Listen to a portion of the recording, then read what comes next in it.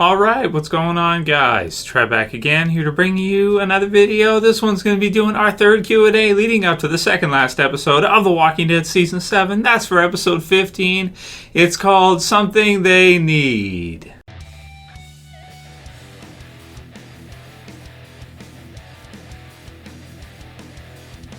So first question for this one is, who do we think is going to win and who would win between Gregory versus Maggie? This situation, we're talking one-on-one. To be in all honesty here, who would win in a fight? And spoiler warning, of course, if you're not caught up for Walking Dead, which is up to the end of episode 14. So as we saw in the promos, it looks like we might actually be seeing this in the last couple episodes here, where Gregory could potentially try to assassinate or kill Maggie, try to get the jump on her. As we see in the promo, he's got a nice little knife there behind his back. And, he's questioning Maggie. There's an opportunity here possibly outside of the hilltop when he might attack her. And we could see things come to a head because in the hilltop, Gregory has always been the leader and there hasn't been anybody to sort of challenge him. Now we've got Maggie there and it seems like she's really starting to sway the people. And it looks like to him kind of a similar situation to Rick and the others, going to overthrow or kill Negan. Gregory may be getting some ideas that Maggie could try to do the same thing to him and take over the hilltop as well. Of course, he's not going to let that happen without a fight. So we'll see in these last couple episodes if he does anything about it physically and actually tries to attack her. I mean, of course, attacking the pregnant lady, if he's going to do it, he's probably going to have to do it by himself. I really highly doubt he's going to be able to find anybody that would be down for doing something like that, and he'd be able to talk into doing that. Period. So this one came from Jamal Tucker, who says, "Hey Trev, man, did you notice in the trailer Gregory had a knife, but at the end of the trailer, Greg has blood on his face in the mirror."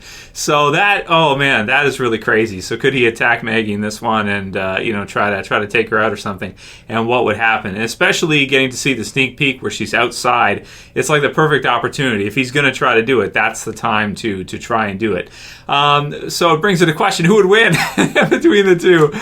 If Maggie's got like a gardening tool or something and Gregory's got a knife, of course if Gregory gets the jump on her, it could be something, right? But I would have to say I think Maggie can take Gregory. I mean, especially I know it's like girl versus guy, right, type of deal. But, you get some guys that are big-time wimps like Gregory, and then you get some women that are pretty damn tough. And I think that Maggie is one of them. Similar to Michonne, and some of the others that we've seen, of course, in the series. Some tough chicks, some tough girls.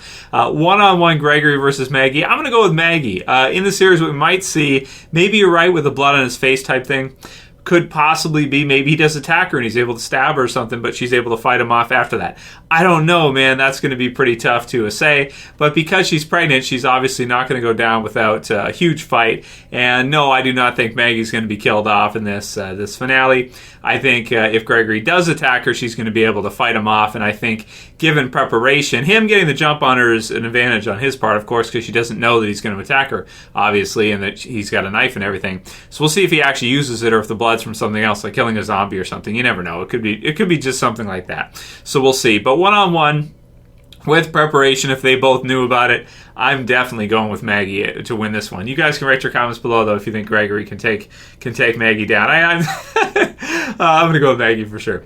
JaegerAtreyu says, should be titled Something to Fear. Shit, we still haven't gotten that amazing title. Thumbs up if you agree. So he left that one. So maybe they're saving it for episode 100, and maybe it could be referring to Rick as the Something to Fear. So we'll see. I don't think Gipple forgets about this kind of stuff. I think he's going to use it. We'll just have to see when he decides to bring it in. He's super genius like that. He doesn't usually forget about titles and stuff like that. And if he decides not to use one, it's probably because he's going to use it later for something else. Niiick James says, Dwight is skinnier than Daryl in terms of muscularity. So that's something that I didn't really touch on in the video of who it is standing in the shadow that Rosita sees. If you guys didn't see that video, it's in the channel right now. You can check it out. We've got people commenting, is it Dwight? Is it Daryl? Could it be Morales? But you're right. Dwight is skinnier than Daryl. Daryl's a little bit more buff than Dwight is. So in terms of who's standing there, to me, I see the shoulders and everything and just how slim. To me, it looks like Dwight. It's just all there is to it. So we'll see. Maybe I'm totally wrong. But I agree with you, Nick. I think that it is a skinnier kind of shadowy figure there, and it looks to me more like Dwight based on that. Also, some people said the sleeves, and that's true. The sleeves that Daryl had earlier were kind of higher, and then it looks like long sleeves here. So I think it's more. I think it looks more like Dwight personally. But check out the video if you guys want to see more. If you haven't seen it yet, definitely leave a comment, vote in the poll, so I can see what you guys think and what the popular opinion is before we see episode 15 and we find out who it was she ran into. Could it be possible they wouldn't even show it to us in episode 15, and maybe we'll have to wait till the finale or something? I hope they don't go that route, though, because personally, I don't like it when they make us wait too long to find stuff out. Like season 6's finale. Evan Waters says, no hate in your channel, but I do get annoyed how The Talking Dead is on at midnight now. Literally loses a lot of hype, overall, and ratings for them with the Badlands stuff. Man, you're right, and I've seen a lot of comments about this. AMC really trying to get into the Badlands over with fans.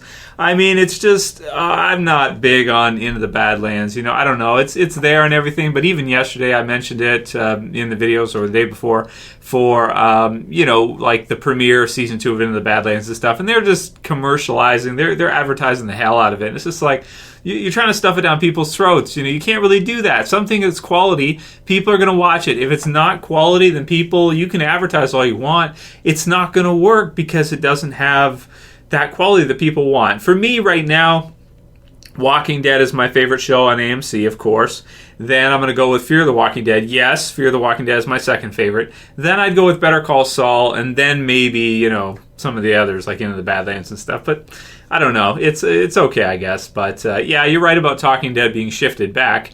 It kind of doesn't feel, unless it's like right after Walking Dead, it doesn't feel right to me if they show it at a different time or a different day or something. It just doesn't feel right. But there's some things in Talking Dead I really do like. This year, for example, leading into season 7, they did the a look back episode of Talking Dead where they went over kind of a flashback whole thing of The Walking Dead. And that was fantastic. So sometimes Talking Dead has some really great stuff, and I really liked that one for sure.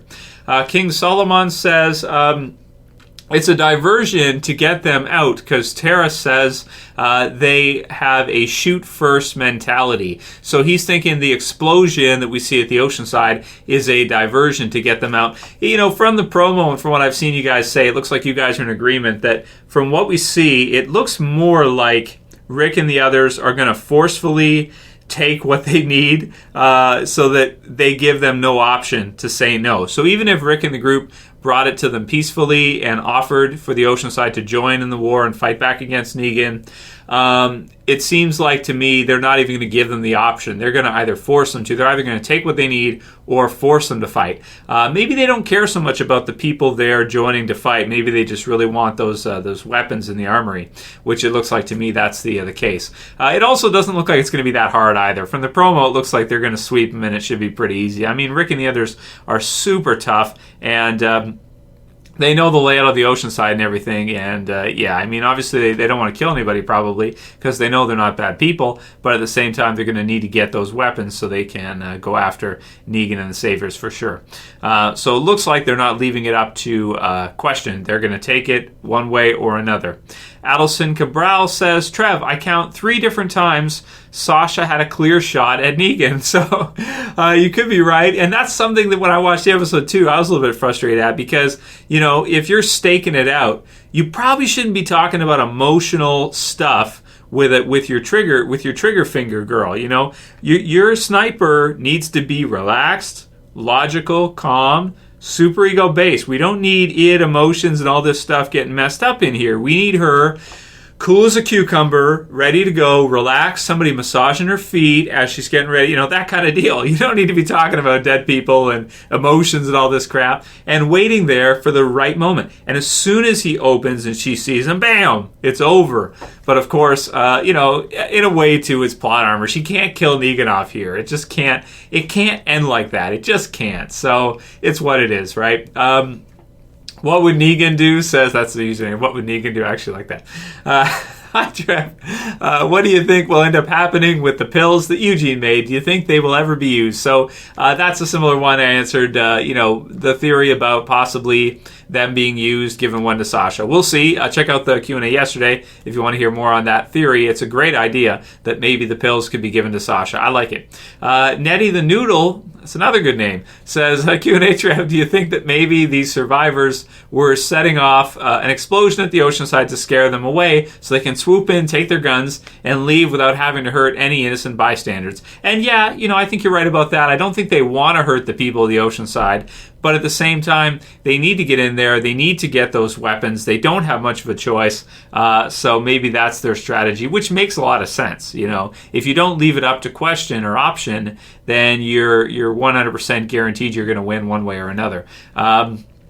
Plus, they need those guns. Like, they need those guns. The Cheese Co. says, hey, Trev, questions for this week's Q&A. It might be just me, but some of the music in this week's episode just didn't fit with a lot of the scenes. Just a thought.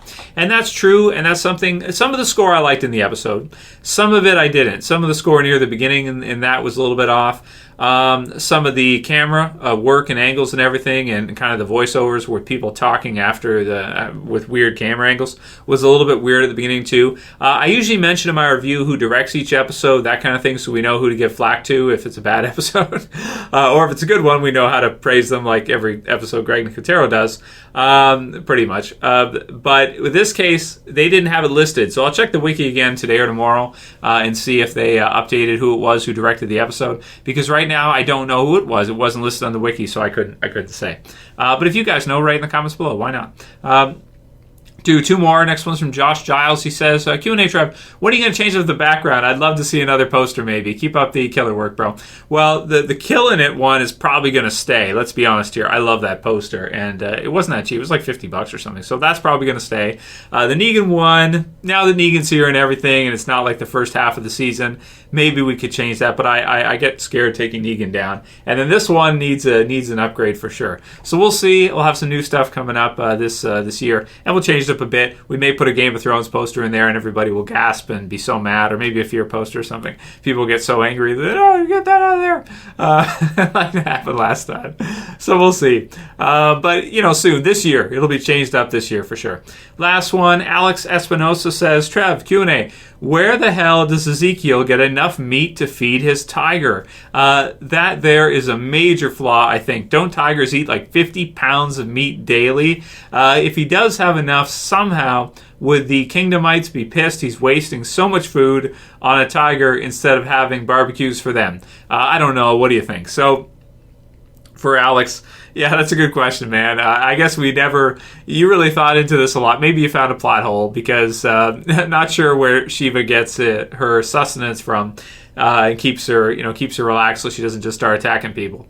But could it be possible? Should we say that maybe she could eat zombie flesh and that's okay? I mean, I wouldn't think so. I wouldn't think she'd be able to do that without getting some kind of serious food poisoning or some kind of infection or something. But yeah, I suppose you have found a plot hole. How does Shiva get enough meat to eat, like 50 pounds a day in the zombie apocalypse? It's a good question. And also another one is, how much are we going to see of her in the next couple episodes and during All Out War? That's another really good question. So, cool stuff. That'll be it for today's Q&A, guys. Keep sending me your questions for tomorrow. We'll continue along. Check out the videos if you missed any yesterday. We did the one review, of course, predictions for episode 15. Geez, we did the what will happen with Sasha? Could she survive?